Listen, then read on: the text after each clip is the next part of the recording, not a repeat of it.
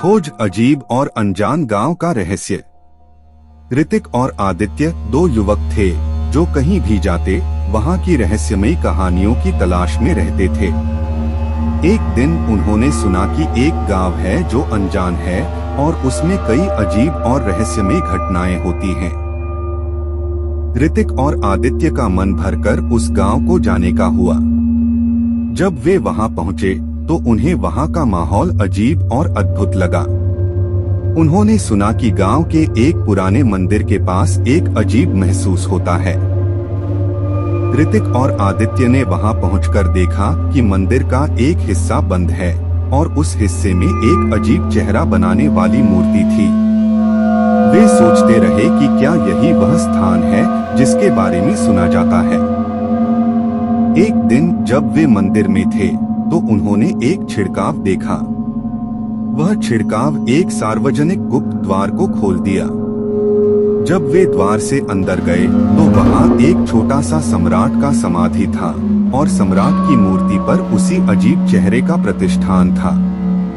आदित्य ने कहा, इससे लगता है कि यह महाराजा का अंतिम अवस्थान है।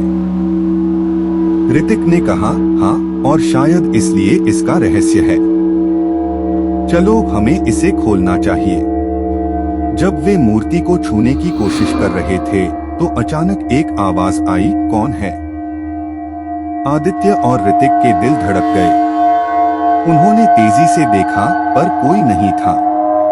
आदित्य ने धीरे से कहा, कोई यहाँ है।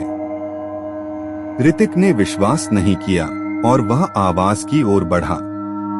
जब वे मूर्ति के पीछे पहुंचे तो उन्हें एक छिपी हुई चमत्कारिक स्वर्ग दिखाई दिया। वहां पर अजीब और अनदेखी चीजें थीं। वे देखे कि एक अनजान शक्ति उन्हें अपनी ओर खींच रही थी, लेकिन उन्होंने वहां कुछ भी महसूस नहीं किया। जब वे मंदिर से बाहर निकले तो उन्होंने देखा कि सम्राट की मूर्ति के सामने एक और छिड़काव था। वह छिड़काव उन्हें वहीं छोड़ दिया जहां वह सम्राट का समाधि था। ऋतिक और आदित्य ने गांव के लोगों से पूछा, लेकिन कोई भी उस अजीब स्थान के बारे में ज्यादा जानकारी नहीं दे पा रहा था। वे यकीन कर रहे थे कि उन्होंने गांव की अजीब और रहस्यमयी कहानियों को देखा और महसूस किया था, लेकिन क्या वह था सच? यह अजीब और अनदेखी चीजें थीं या बस उनकी भावनाओं ने उन्हें धोखा दिया था?